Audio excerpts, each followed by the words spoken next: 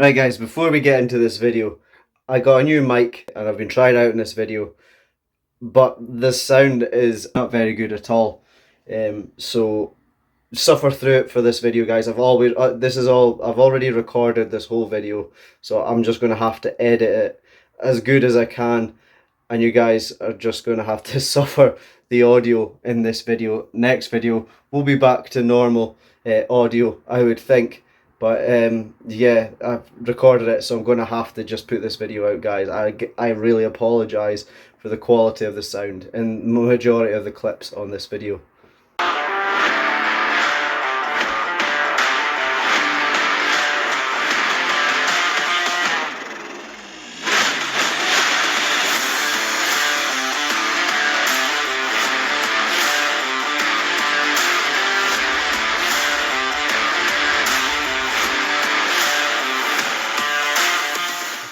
What's up, all you cool snakes and neonates? How's it going? I hope you are all keeping well. So this is going to be interesting. Feeding a new snake I've never fed before through the camera lens. So there we go. Hello buddy, can you smell that? Come on out with your handsome face. Do you like it? Oh, he smells it. Would you like to not key in on me, please, pal?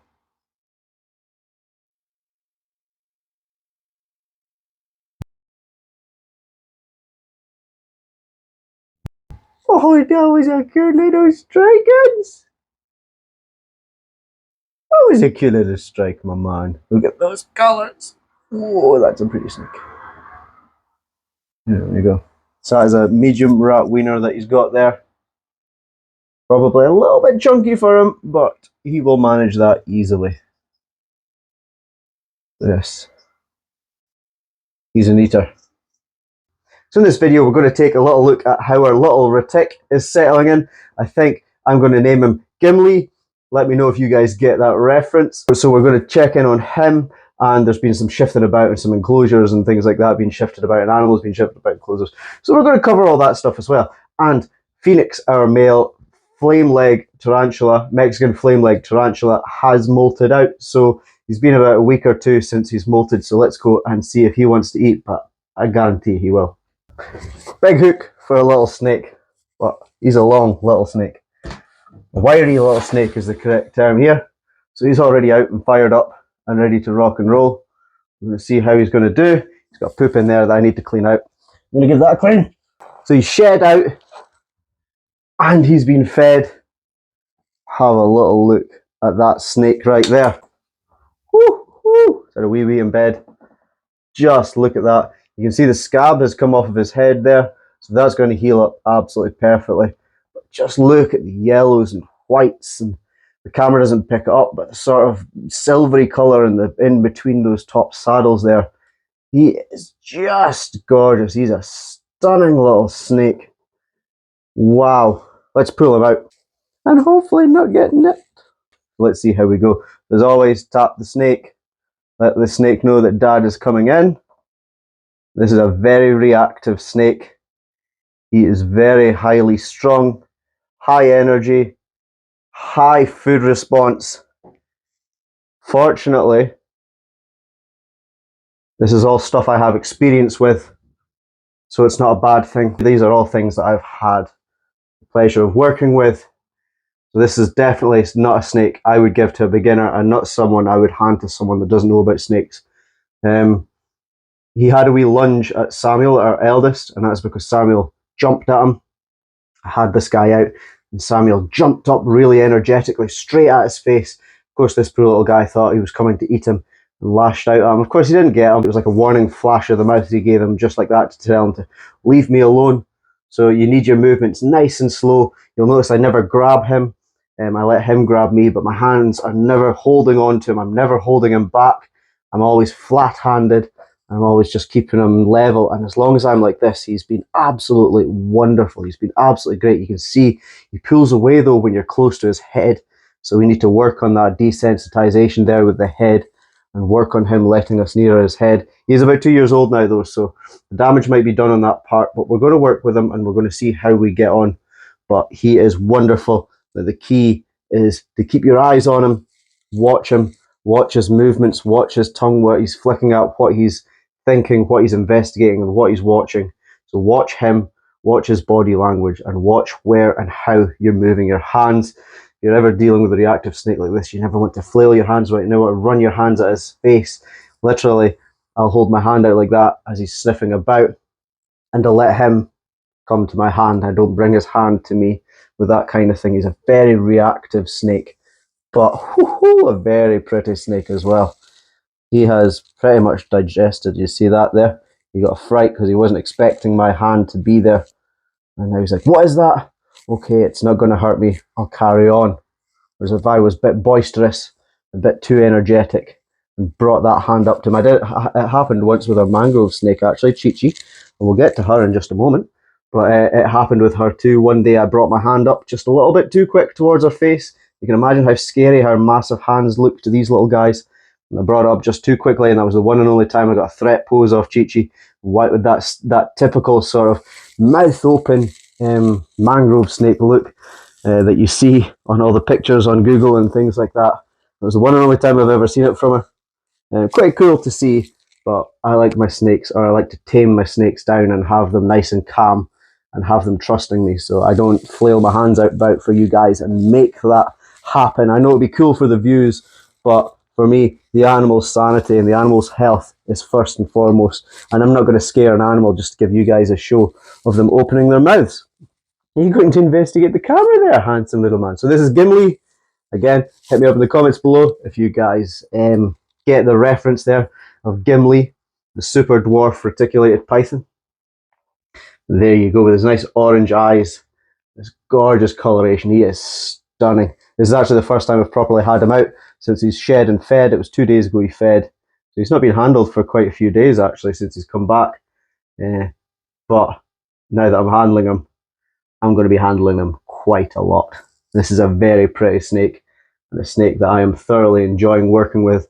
I like a challenge, so the fact that he's flinchy, he's a bit nervous, you see, he's pulling his neck away from me.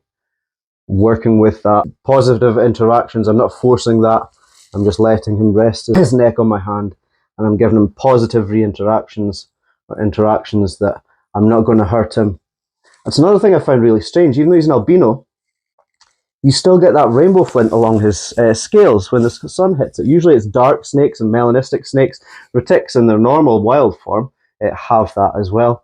But yeah, weirdly, I never expect an albino to have that rainbow flint through the skin, that flake, that iridescence. But yeah, this guy has it. I've seen it quite a few times. I caught it in the light just there, and that's what made me think of it.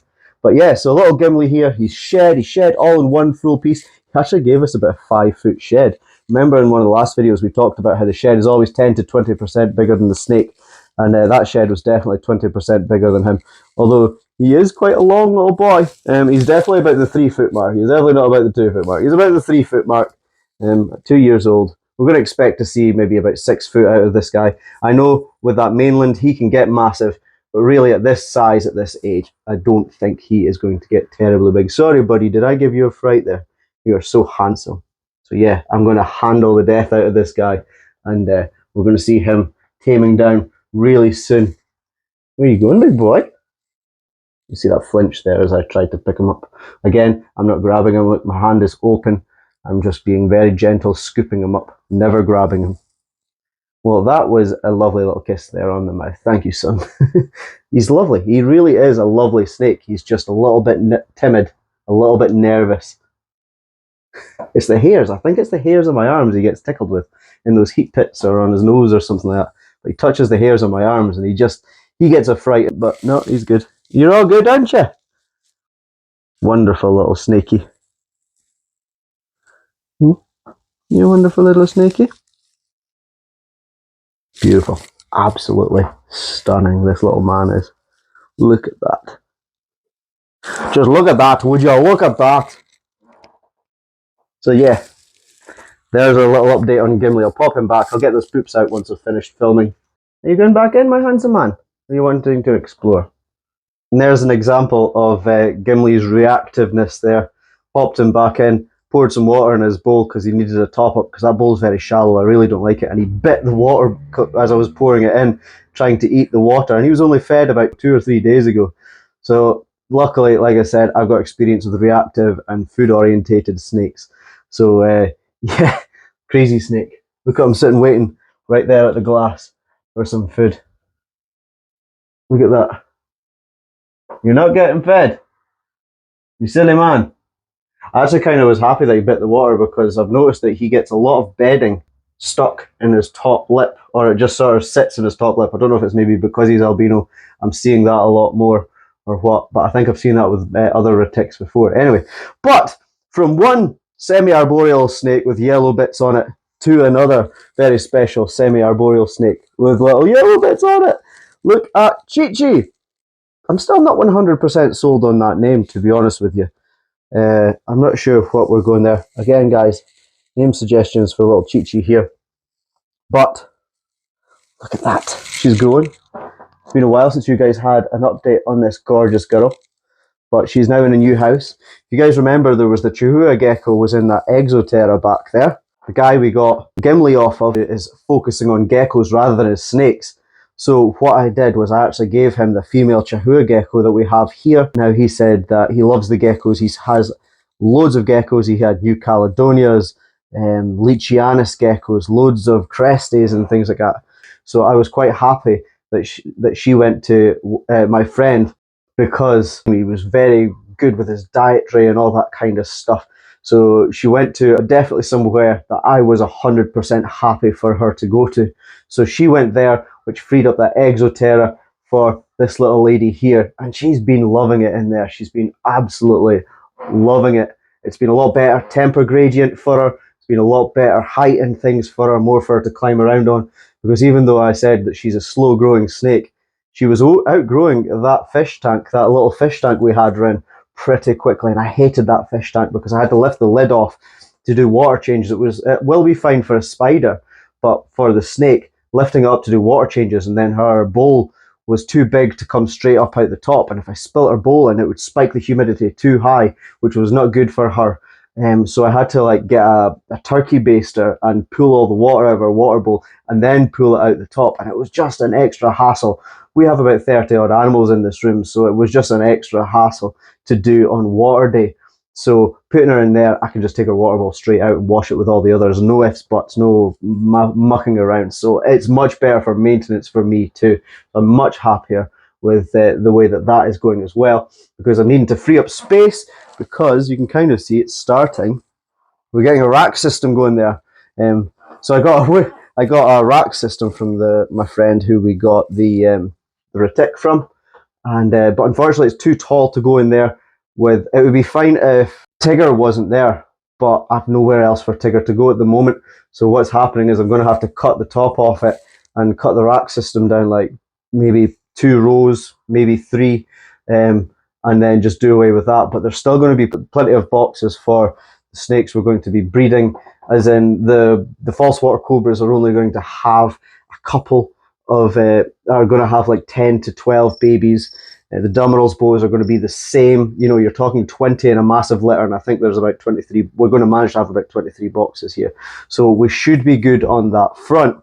Just the red tail boas could have a larger litter, but they're a little bit off being bred, and I'm only going to breed one species a year, so we're hoping to just sort of rotate it. And by the time it comes to doing the red tail boas, we're going to have worked out something space-wise, maybe even moved house or something like that. Hello, my sweetheart, but look how amazing this little girl is getting. She is just wonderful. She is doing great.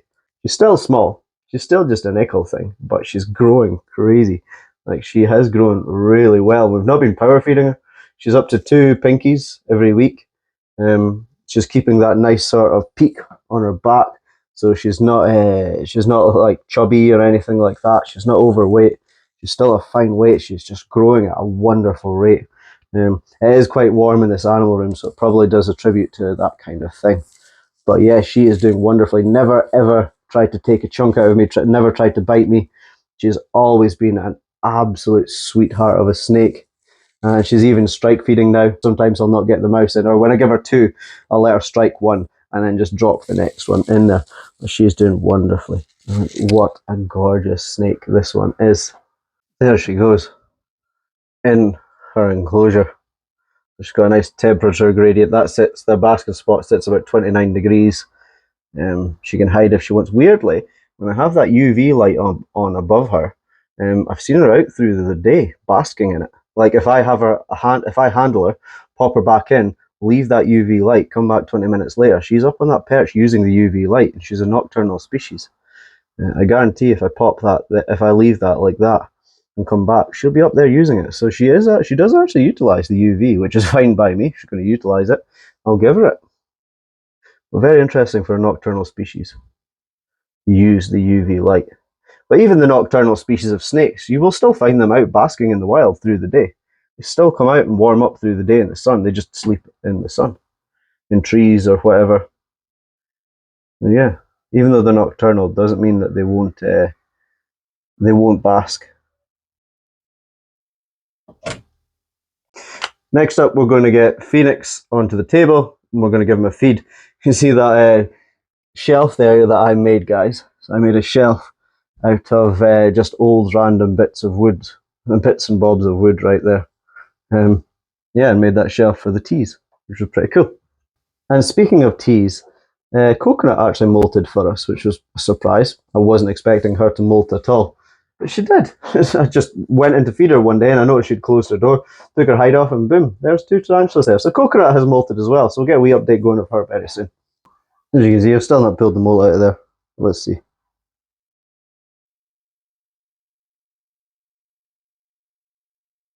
Boom. I have the tongs back, please, my friend.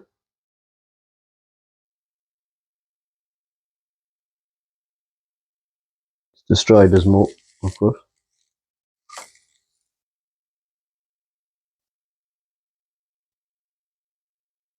Still trying to eat.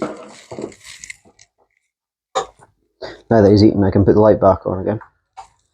Have a look at that spider, though. Is that a beautiful spider, or what? Sheesh! He's getting big too. Gorgeous. One of my favourite spiders in the collection, this one. I wish it was female, but it is a boy.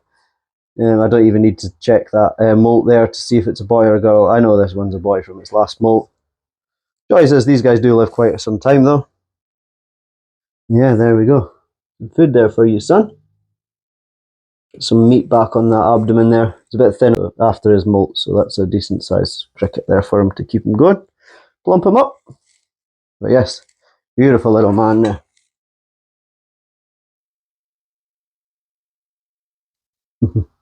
This was one of the when this spider came to me, he had ripped the leg off. So tarantulas will regrow their legs.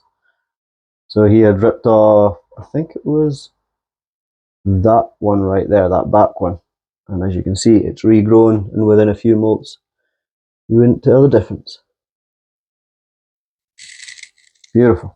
So there you go, guys. That's today's episode. Thank you very much for Thank you very much for tuning in. As always, comment the video, like the video. You can subscribe through my ugly mug right there. There'll be a playlist for you right there, and there'll be a random video selected for you right there. For me and the rest of the gang, take it easy, guys. Peace.